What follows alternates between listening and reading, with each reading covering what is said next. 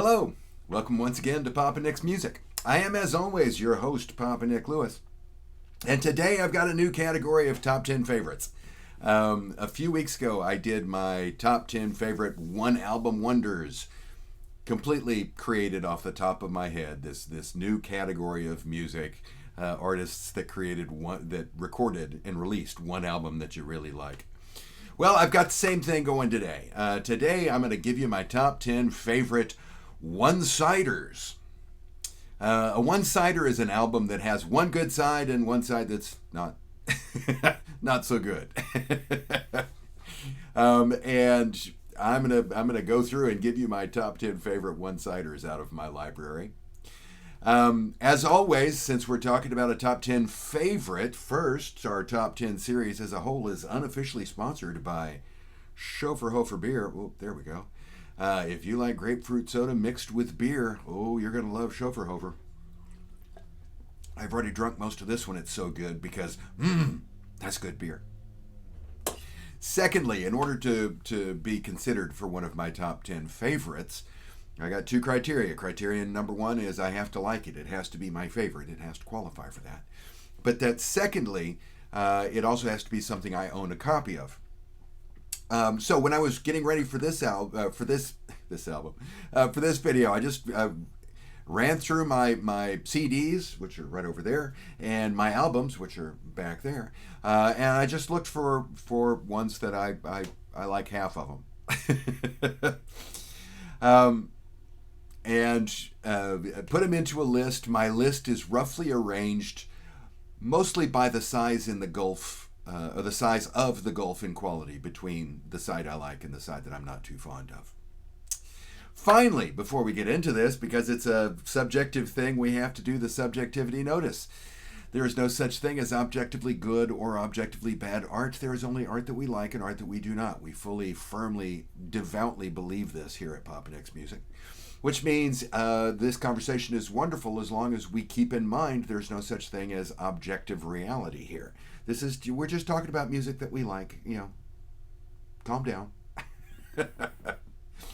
The conversation is always fun and it's always informative, right up to the point where somebody in the conversation insists on being seen as objectively right. That is objectively a better... No, there's no such thing as objectively better albums.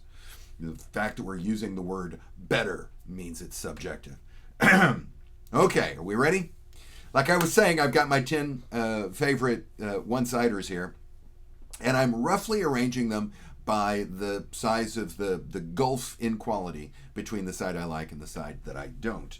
The first couple three on here are albums where there's not that much of a gulf because I'm not really super fond of either side. I mean, I like the album. That's why I've got a copy of it. I occasionally listen to it. It's good stuff. But these are not my favorite albums by any stretch of the imagination. They're just good examples of albums where I like one side over the other. And coming in at number 10, I don't have a whole lot of Paul Simon in my library. I've got all of Simon and Garfunkel's albums on CD, and don't listen to them all that often. Every once in a while I do. I'm just kind of iffy on Paul Simon. Still Crazy After All These Years. I like half of it. I'm going to have to read. Still Crazy After All These Years. My Little Town. 50 Ways to Leave Your Lover. I mean, side one is banger after banger after banger. Side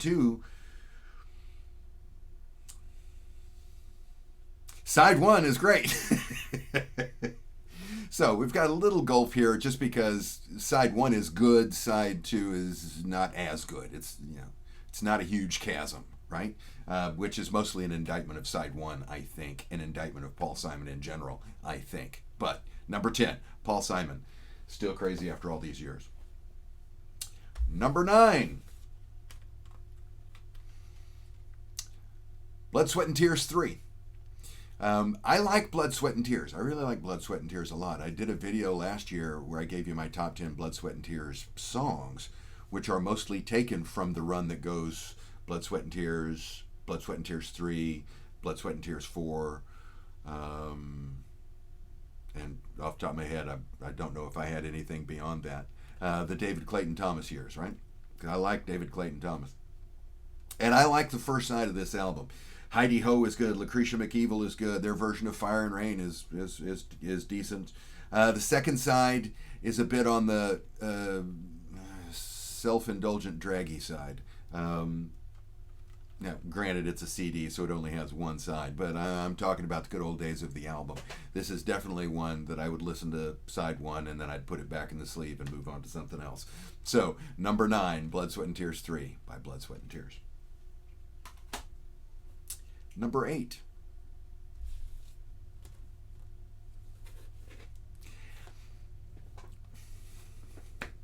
Pete Townshend, Empty Glass. I'm debating whether to get into my complicated relationship with The Who, and I've just decided, hell with it.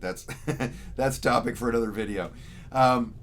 When Empty Glass first came out, I was still in high school, and I went out and I bought a copy of this because I had heard Let My Love Open the Door on the radio, and I really liked the song. I thought it was good. I went out, I bought a copy of it, I bring it home. First song on side 1, Rough Boys. Oh man, I'm ready. This is going to be great.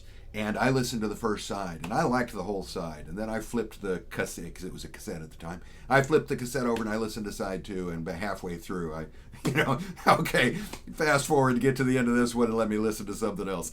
To this day, I listen to side 1 of this album. I very rarely listen to side 2. I can't even tell you what the songs sound like on side 2. I've listened to it so infrequently. So, Empty Glass by Pete Townshend, number 8. We're getting it to albums where we've got a bit of a gulf here. So, this next album, I feel kind of guilty about because I really like this album. I really like this album. But if I'm being honest, I really like side 1, and I don't really listen to side 2 all that much, and that is Mike Oldfield's Tubular Bells. Side 1 is Tubular Bells. Side 1 is the reason why virtually everybody bought the album. It's that cool, what is it, 18 minutes long? Oh, it doesn't say on here, and if it does, I can't focus my eyes enough to see it. It's all of side 1 is Tubular Bells, and that's fantastic, and I listen to it regularly. I love it. The second side, we've got more stuff, and it's not as good as side 1. It's still good. I have deep respect for Mike Oldfield as a musician. But if I'm being honest, I have this album because I like to listen to side 1. If we pull out the actual vinyl, we're going to notice the vinyl has been worn on side 1, and it's going to be still pretty pristine on side 2. Tubular Bells at number 7. Number 6. I know a few people who are going to be upset about this one. And so just right off the bat, my apologies if you are a fan of this band. Remember, I'm not saying any of these are bad albums. I've gone out of my way to obtain copies of all 10 of these albums, and I like at least half of all 10 of these albums. So, I like the Moody Blues, and I like Days of Future Past. But when I listen to this album, I listen to side 2. I don't listen to side 1. Tuesday Afternoon, I love. Nights in White Satin, I love. The little poem at the end, I think, is a little bit on the schlocky side. Yeah. But, I love the music. I love side 2. Side 1 is not bad, but it doesn't touch me the way side 2 does. So, coming in at number 6, the gulf is starting to get bigger. Days of Future Past, the Moody Blues. Number 5.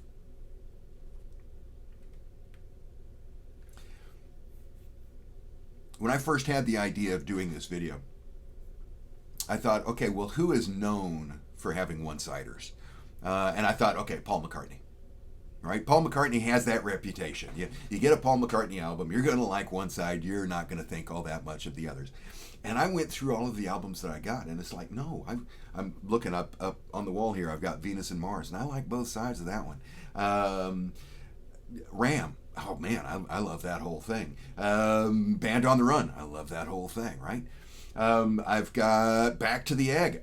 I love the whole thing. I do like side one better than side two, but I really like side two. There's not that much of a gulf. And when I listen to Back of the Egg, I listen to that whole damn album. So I was thinking, man, it'd be nice to get a Paul McCartney album on here, but of the albums that I have, no, I like the whole thing. Which is my long-winded way of saying he does make an appearance because he is featured on an album that I really like half of, and that's Elvis Costello's Spike. I really like side one of this thing. This Town, Let 'Em Dangle, Deep Dark Truthful Mirror, Veronica, wonderful stuff. I would keep reading, but it's really hard for me without my glasses to read the print on the back of this CD, and I don't have it memorized. But I really love side one of this thing. Side two, back when I had it on cassette, my first copy of this thing was on cassette. Side two, I listened to the first time I got the album, and it was okay, but it didn't press my buttons the way side one did. So it was a tape that I would listen to side one, and then I'd rewind the whole thing so I could listen to side one again. And I'm picking on Paul McCartney because Paul co-wrote a couple of the songs on here. He co-wrote Veronica. He co-wrote Pads, Paws, and Claws. I always have to look to make sure I get those words in the right order. Side one, I think, is brilliant. Side two is okay, just not as brilliant as side one. So, Elvis Costello, number 5. My number 4 album. This artist is a bit polarizing. A lot of folks really like the band. A lot of folks really don't like the band. For the most part, I kind of like the band. I like, of the albums that I've got, I like them, but I don't have their entire catalog, right? And I'm talking about Dire Straits. My number 4 is Dire Straits. I'm going to hold it up this way so you can read it. Making Movies. This is the way it actually goes. And as you can tell, got the hole down here. It's a cutout bin copy. I love this thing. I mean, side one. Okay, Tunnel of Love is okay, but Romeo and Juliet and Skate Away, oh my God, those are both fantastic songs. Easily, top 5 Dire Straits songs that I've ever heard. And side 2 largely goes unnoticed with me. When I listen to this thing, I listen to side 1 and then I put it back in the sleeve. Number 4, Dire Straits, Making Movies. Number 3, one of my very favorite bands. I've done videos about this band. I use every opportunity I can to talk about this band. I've talked about the drummer of this band in my top 10 drummers video. I've talked about the guitarist in this band in my top 10 plus 10 guitarists. I am, of course, talking about The Knack. And their album Serious Fun from 92? Oh, there's no way I'm going to read that print. Sometime in the 90s. It's an archetype of the one-sider. The first side, Rocket of Love, I Want Love, Serious Fun, One Day at a Time. Bam! First 4 tracks on the CD, the first 4 tracks on side 1 are the only reason that you would want to buy this album. The rest of it is mediocre. It's not bad, but it's not good. It's not catchy. It's not up to the standards that they've set with their previous work. So, Serious Fun. Here we've got a huge gulf between side 1 and the side I like and the side I don't, which in this case is side 1, side 2. Number 3, The Knack, Serious Fun. Okay. I feel a little guilty about this next one. Because I've already included this artist, and it seems kind of unfair for me to have 2 artists on here. It seems almost like I'm picking on this poor guy. But they're just 2 very good examples, and the contrast is stark. When I was in college, when I was working on my master's degree, for a year I lived in an apartment that was a nice little apartment, 1 bedroom. It was about a block away from campus, so it was easy for me to get to and from the campus.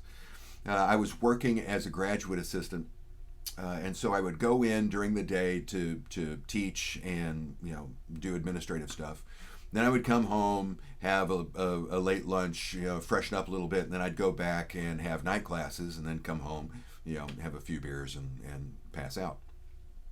And that was my daily routine during the week. And I lived in this apartment, as I said. It was it wasn't in an apartment complex. It was just a standalone unit that there was a building, one side of a circular parking area, and then a camper van, like RV campers, filled out the rest of the circle. Now, the building that I was in, it had 4 apartments. There was a studio at either end, studio camper apartment, and then in the middle there were 2 one-bedroom apartments that ran the length of the building. And I had one of the one-bedroom apartments. It was a nice place. I enjoyed living there. The only drawback was the wall that I shared, the wall of the living room that I shared with the living room of the one-bedroom apartment that mirrored my apartment that was on the back side. I never met the guy the guy who lived there, but that wall that our living rooms shared was paper thin.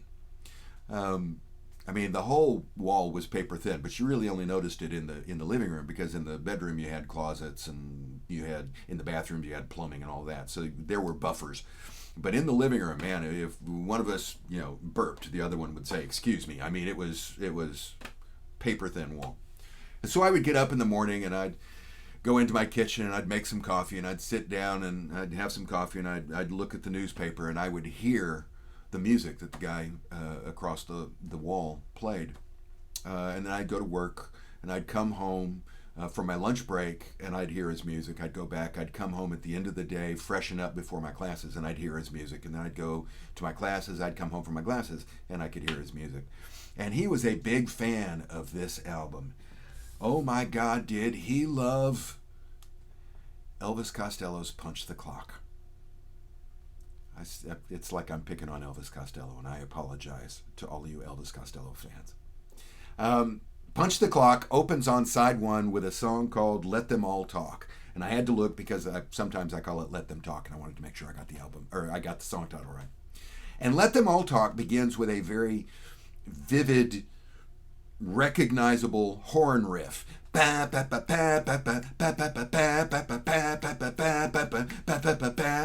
Right? And so I'd get up in the morning and I'd come out in the living room and I'd make my coffee and I'd sit down to have my coffee and read the paper, and I'd hear okay, I'd hit the shower and get dressed. I'd go to work. I'd come home for lunch. I'd eat my sandwich or my SpaghettiOs, whatever I had for lunch that day, and I'd go back to work. And I would come home about 4 o'clock. Okay, so I'd freshen up a little bit, and I'd brush my teeth and put on a fresh shirt or whatever, and go back to campus for my night class, and I'd come home 9:30 or so after class, and he played the shit out of that album for about the first month or so that I lived there. It may not have been that long, but man, it seemed like a year. But I was only there for a year, so I know he didn't do it for the whole year. The wall was thin enough that I could hear that, and okay, he's playing that record again.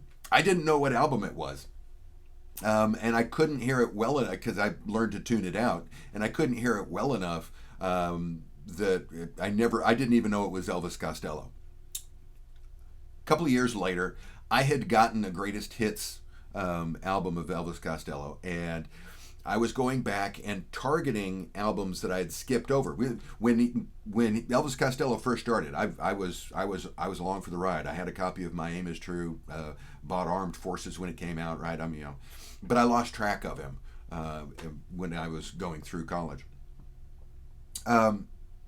But I decided to start going back and filling in the gaps. And I prioritized the albums that I went back to listen to by the songs that I liked on the greatest hits. And Shipbuilding was the song that pulled me to Punch the Clock. So I found a used copy of Punch the Clock. Great, take it home, put it on, started, ba, ba, ba, ba, and I was like, oh, I know that. And I listened, oh my God, did I love that album. It's fantastic. Oh, all of the songs, I mean, all of the songs are brilliant. And it's over, and you flip it over and you listen to it. And I knew then that that guy across the wall thought it was a one-sider as well, because he never played the second side. He always played side one. Number two, and I'm not trying to pick on Elvis Costello, it's just the gulf between side one, which is perfect, and side two, which is, for me, largely forgettable, is huge. So number two has to go to Elvis Costello, Punch the Clock. And now I got that in my head. My number one, though, okay, when I first started thinking about doing this, I was thinking, okay, how am I going to rank these things, right? You know, what am I going to use to separate them? It didn't seem fair for me to rank them according to how I liked them, because, you know, why am I talking about one-siders then, right? So I thought, okay, looking at the size of the gulf between the side I like and the side I don't care for, okay, I can do that. If I had ranked them by how much I like them, I don't know that there would be a whole lot of difference in this list. I think Tubular Bells would be a little bit higher up. I think, if I'm being completely honest, the Moody Blues and Pete Townsend are going to be going down a little bit. But, you know, overall, I don't know that the ranking would be that different. But this next one, oh yeah. If I were just talking about albums that I like, this thing, it's not going to crack my top 10. Even if I'm thinking of what are the best single sides of albums. But it is a one-sider, and the gulf between the side I like and the side that I do not is a chasm. Because this is not just an album, it's a double album. And I like one of the four sides of this double album. There are a few artists that I think to myself, you know, I should like that artist. Based on all of this stuff that I like, based on the music that I listen to and all of that stuff, I should like that artist. And I'll listen to the artist and I'll realize, yeah, I don't really like that artist. But, you know, I'll keep trying because I really should like that artist. And this guy is one of those artists. I am talking about Frank Zappa. In this case, the album Shake Your Booty. This is one of, I think, maybe 3 Frank Zappa albums that I actually own, if we include the Mothers of Invention. And now that I'm thinking about it, it may only be 2. It may only be Freak Out and this thing. I don't know. I don't have a lot of Frank Zappa, and when you stop and consider that he released over 100 albums, you know, yes, I've got a tiny fraction. I very seriously considered using this album in my one album wonders, but I was thinking about the one-siders, so I shelved him there. Before before I heard this album, I was familiar with Dancin' Fool. Had to have heard it on the radio. I don't know where else I would have heard it, but I was familiar with Dancin' Fool. And I was also familiar with Jewish Princess. I think I probably had a friend in college that shared that song with me, or that played it while I was, you know, in the car or something like that, because it's naughty, naughty fun, and, you know. So I knew those 2 songs. Fast forward a few years, I've got a friend who's got I actually had a couple of friends at that time who had really big libraries of music, much larger than mine. And they were very good about letting me borrow albums to record copies of, because I couldn't afford to buy all of these things. And that friend had a copy of Shake Your Booty. And I knew those 2 songs, and so I hey, can I borrow that? And I took it home and I listened to it.